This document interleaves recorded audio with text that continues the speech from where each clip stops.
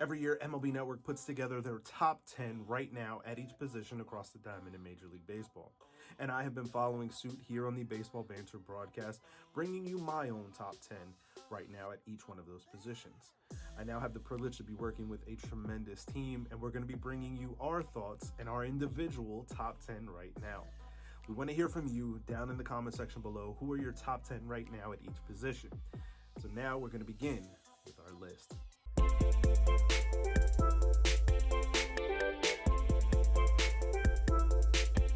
What's going on, baseball fans? We are back at it once again, bringing you our top 10 right now series, and we are looking at the top 10 center fielders in the game today. And to join me on this list, I have none other than Sherry. What's going on, Sherry? Good. How are you guys? And so today, as I said, we round out our list here at the Baseball Banter Broadcast with our top 10 center fielders. So, Sherry, who you got at number 10?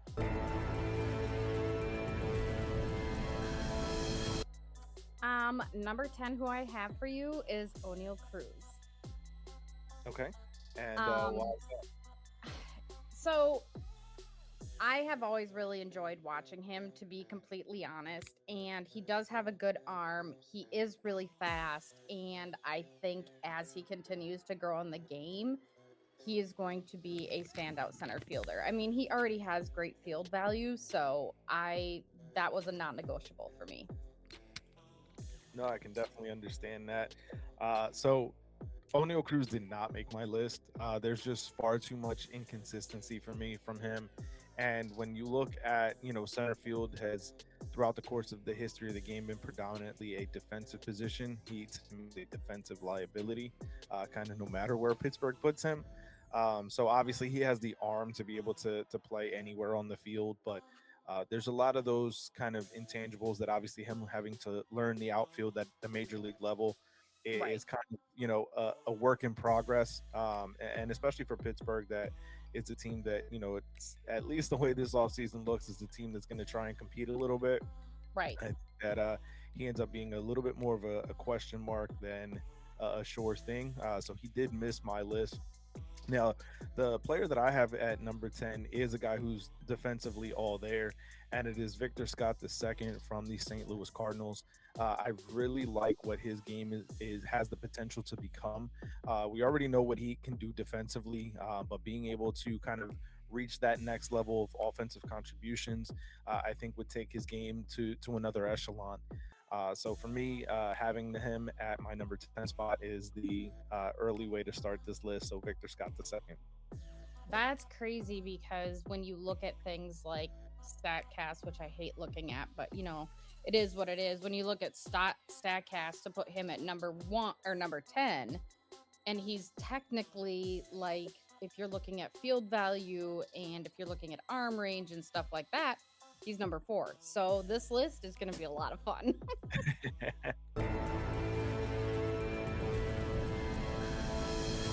At number 9, I have for you Luis Robert Jr.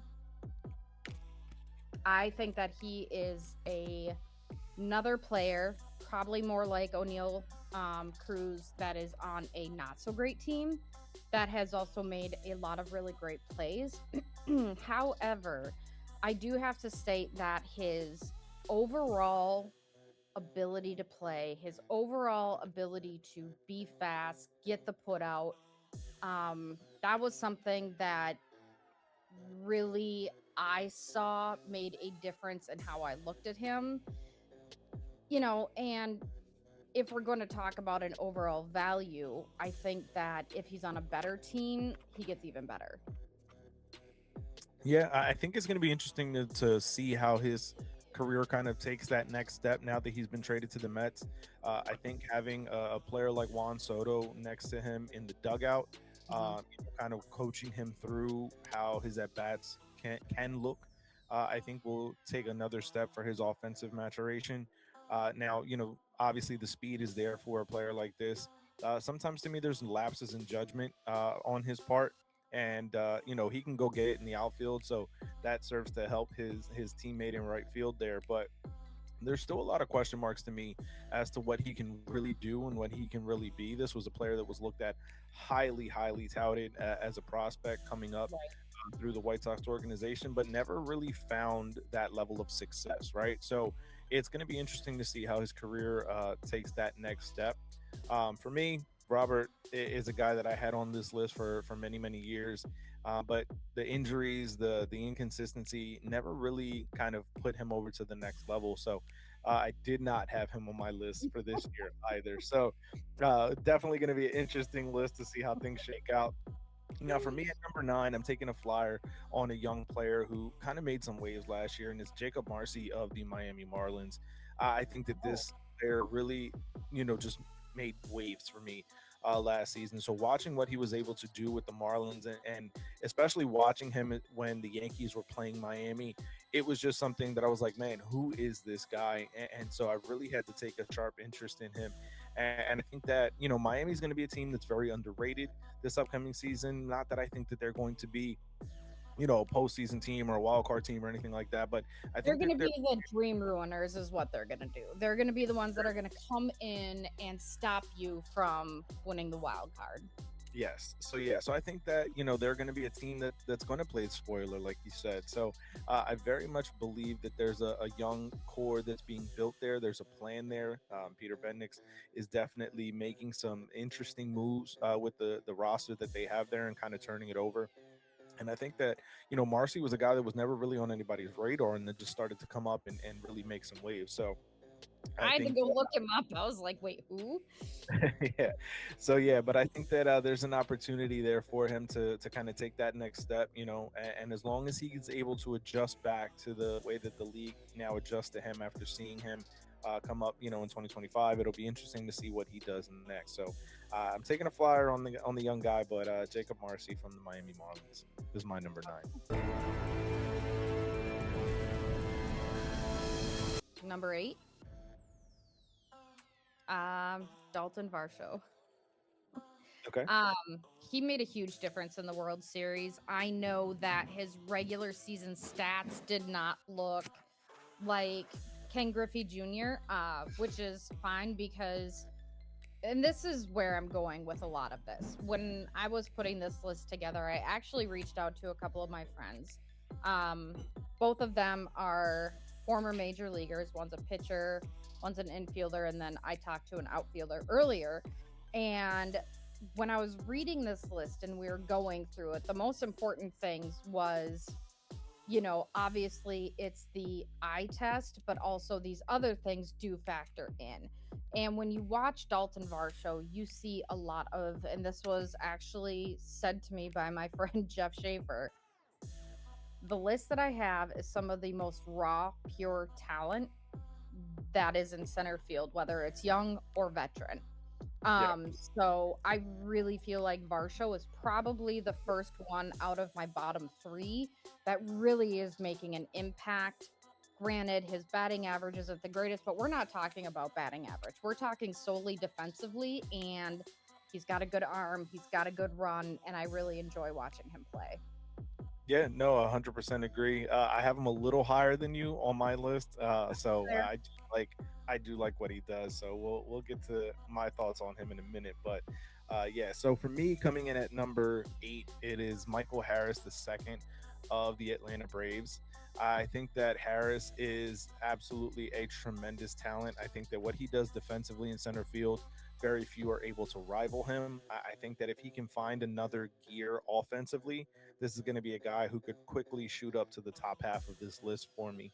And I think that, he had a down year last year, but I think that all signs are pointing towards him being able to kind of take that next step in maturation in his offensive game and really become a force in center field.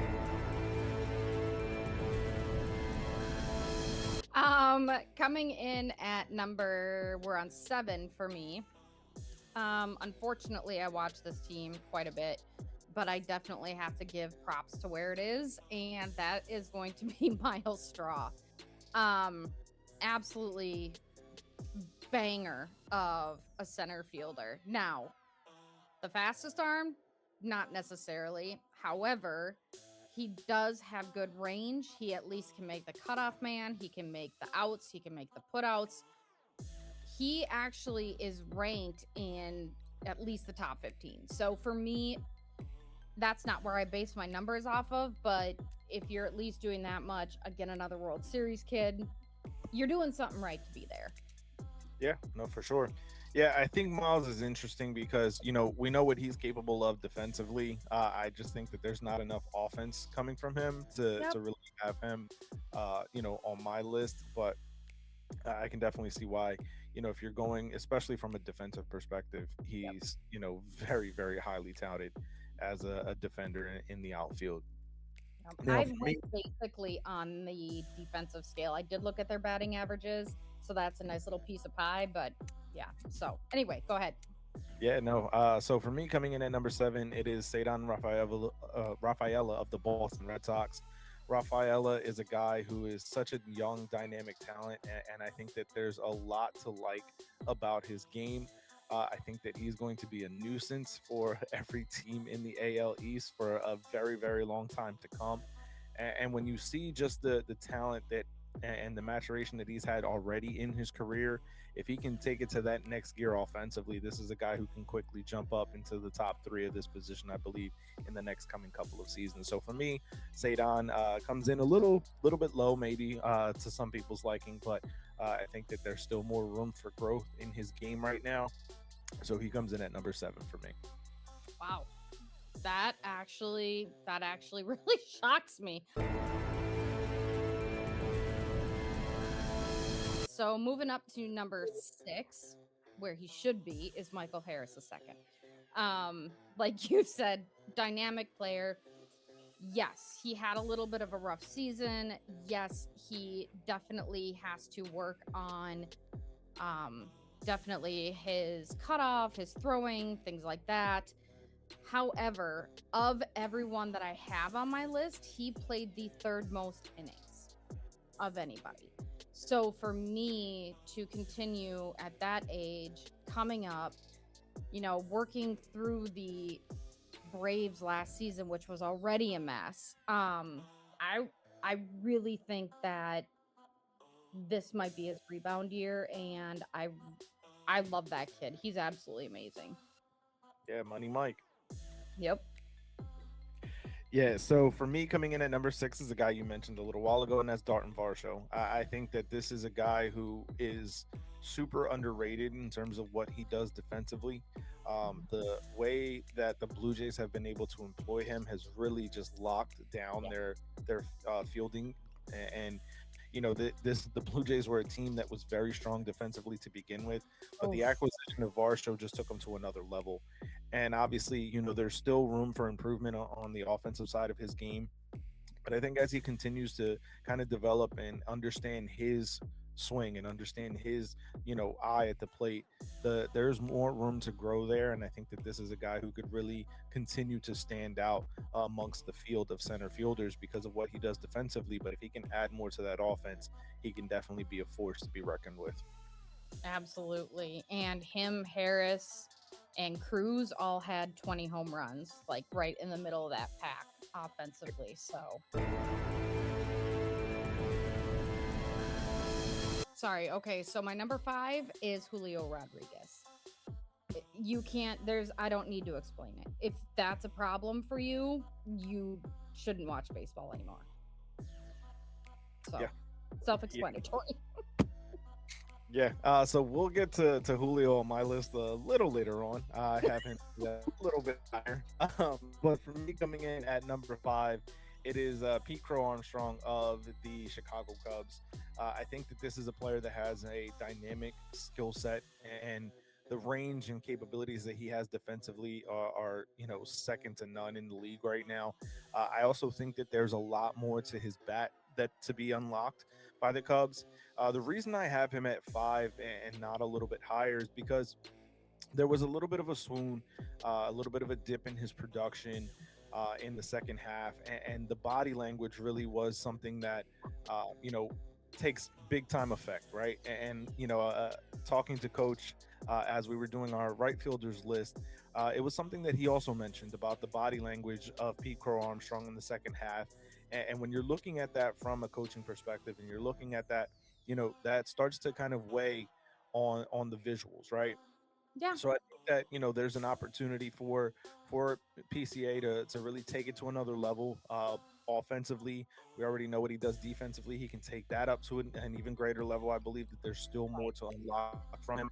But when it comes to the mental side of the game, that's a big part of what happens on a day in and day out basis for these players. And I think that if he can kind of continue to grow, inside the ears, between the ears, and grow that mental aspect of it to where that if there is a slut in production, that it's not taking effect on his body language.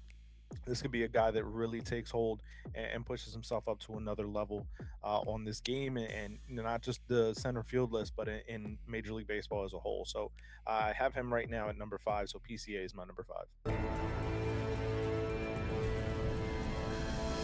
I'm gonna hop on the bandwagon, but at number 4. The only reason I probably think I say this is it's the NL. And it's the the clubs, and it's the Cubs. So for me, it might be another situation of, looking back at Luis Robert Jr. and O'Neill Cruz. You do what you do with what you've been given.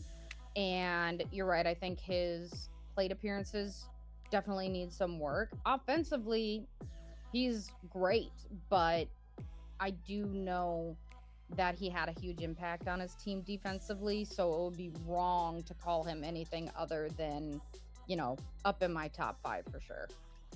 Yeah, no, for sure, definitely.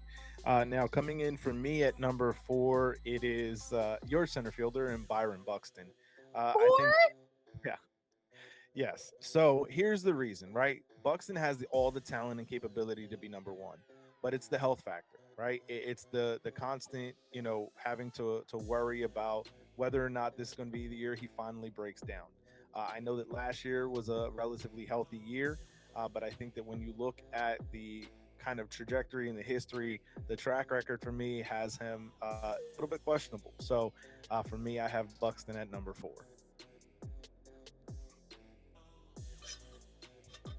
Okay. Noted. All right. Number 3 for me is going to be Jacob Young Okay. from the Nationals. I really enjoy watching him play. I think that he is really, honestly, probably one of, really, my top 3 are non-negotiable in my mind, but he has some of the best running, some of the best range. He is fast, he is good, he is well put together, and yes, he definitely does need work at the plate. I understand that. However, when it comes to saving the game, stealing the game, keeping the Nationals in the game, he is that guy. Yeah, no, Jacob Young is definitely a guy that I think could be taking the game to another level. For me, when I look at his talent and his capability, I think I want to see a little bit more. I think that there's an opportunity there for him to take that next step, but I want to see a little bit more from him in terms of that offensive capability. So I think that there's more room to grow. Not to say that he couldn't make my list next year, but definitely somebody that needs a little bit more seasoning offensively for me to try and take that flyer on him. Okay. So for me at number 3, I have Jackson Churio of the Milwaukee Brewers. I think that Churio is a guy who absolutely can put on a display on every single one of the 5 tools of the game. I think that he is a guy that can, the power stroke on it, it can be this guy who can hit for average, who can play defense very well, who steals bases. I think that this, is a guy that you start your franchise around, right? That's why the Brewers went out and gave him, a big time deal before ever having stepped foot on a major league field. And that's not something that a small market team like the Brewers is going to do recklessly, right? And we saw, he struggled a little bit, went down, figured it out, and came back and absolutely raked the rest of the year. So I think that there's an opportunity there for him to even get higher up on this list. But for right now, I have him at number 3. So Jackson Churio is my number 3. All right, well, I'm going to take one of your lower picks, and I'm going to put him up at number 2. So I am definitely putting Ceddanne Raphael up there at number 2. He is one of the best arms out in center field. Yes, again, plate appearances, I understand. He is solid. He rarely makes mistakes. If there is something that happens, it's usually in the infield. He is fast. He can cover the entire area if he needs to. And he has just been someone that, with what Boston is doing in the offseason, is going to have so much support, which I hate.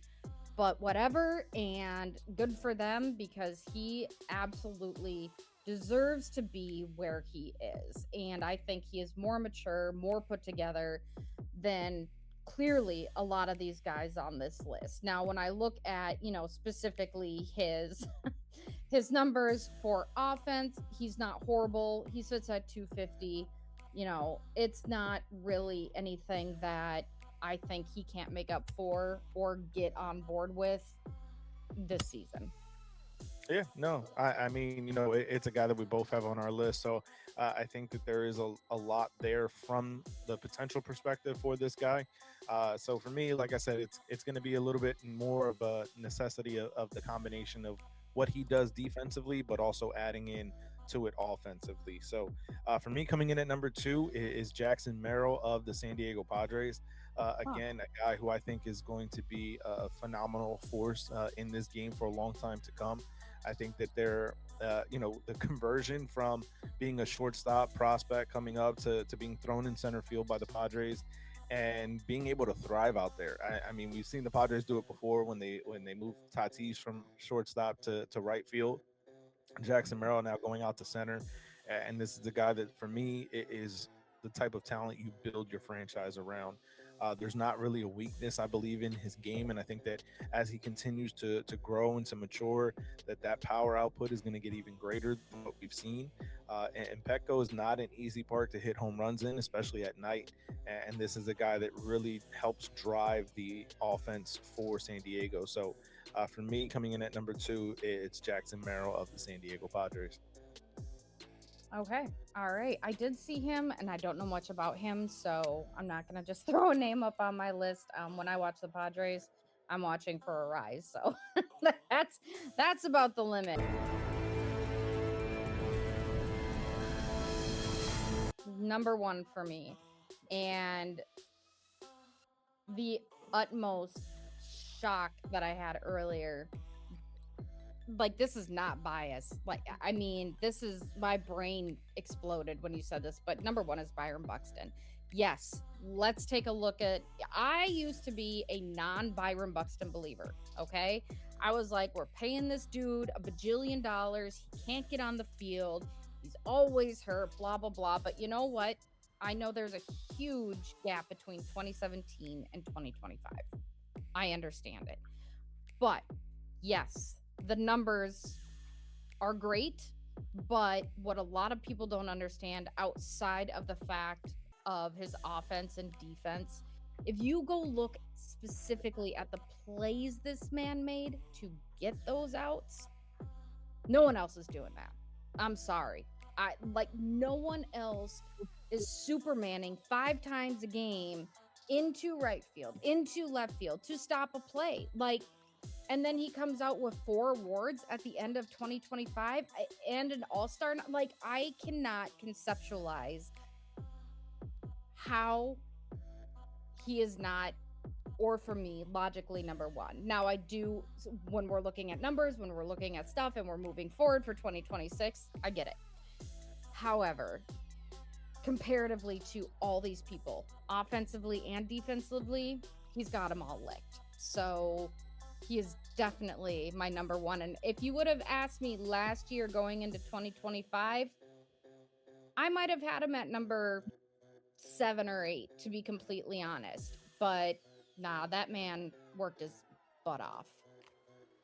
So yeah, so I mean, like I said earlier, for me, the biggest thing is that it's not a lack of question about his ability, Right. about his defensive capabilities, his offensive capabilities. Everything is there for him to be a perennial MVP candidate. He just can't get on the field because even last year, right, which was the second most games he's played in a season in his career, was 126 games. In 2024, he had 102 games played. That's just Right. not enough of a consistent presence on the field for me to be able to put him at that number one spot. The three guys that I have ahead of him played far more games in the past 2 seasons than Buxton, and I know that it's not necessarily a fair statement to make, but the best ability is availability, Yeah. and that for me is why Buxton got knocked to fourth. It's not anything to do with the actual physical talent and capabilities and tools that Buxton has, because this is a guy who I've said before could be, a number one, number two type player in all of Major League Baseball, not just in the center field position, but it's Yeah. being on the field. And we just don't see enough of him. Every And I time. think for us, we had that huge fire sale in July, right? And so now we have these kids coming up from AAA and we're giving them chances. I mean, he had out of, these center fielders or whatever, he had 973 innings. The most were 14, basically the entire season. So, I totally get availability, and I know that our organization was trying different pieces so we could sell them or get rid of them. So I get it. I do see where it would look like his availability is non-existent. But yeah, so we agree to disagree, but now I'm really excited to hear who your number one is, because these lists have been absolutely either really good or diabolical. Either way you look at it. So yeah, but real quick, just to piggyback, right? So in terms of the 3 seasons, and I'm not counting the shortened 2020 campaign, right? But the three Right. seasons before 2024, so 21, 22, and 23, right? Mhm. And we can even go back to 2018 and 2019. 28 games in 2018, 87 games in 2019, 61 games in 2021, 92 games in 2022, and 85 games in 2023. Just not enough being on the field for me to be able to put him at number one. Okay, As next year when he's on the field the entire time and we do this, then you can put him back up well, at number one. listen, if he's on the field for 150, 155 games, then he's easily going to be able to be at that number one spot because of the talent that he has. But going into it with that few ability of being on the field, Yeah. it's just not something that I can put him over the three guys that I have. And that's fair, and he's on the list, right? It's not that he's not on the list. He is on the list. And if it's literally his health that's keeping him off and his value, considering how many other of these gentlemen did stay on the field, it makes complete sense. Yeah. And that being said, even with the amount of time that he's missed, he was number 4 on my list. So Yeah.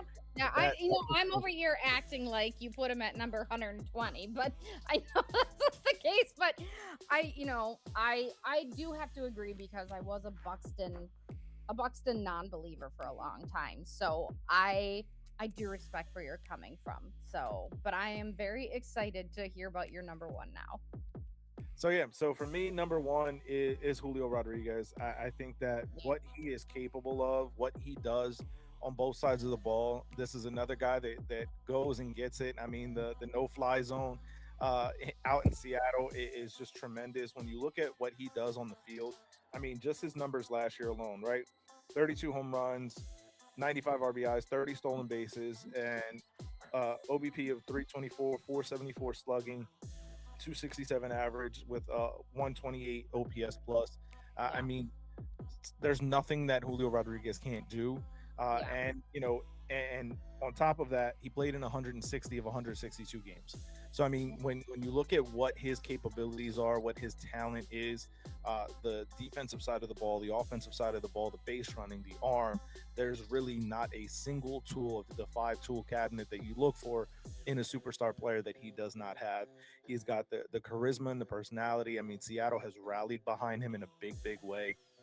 To me, Julio Rodriguez really just puts himself into another level, and for me, he's number one in the game. Yeah.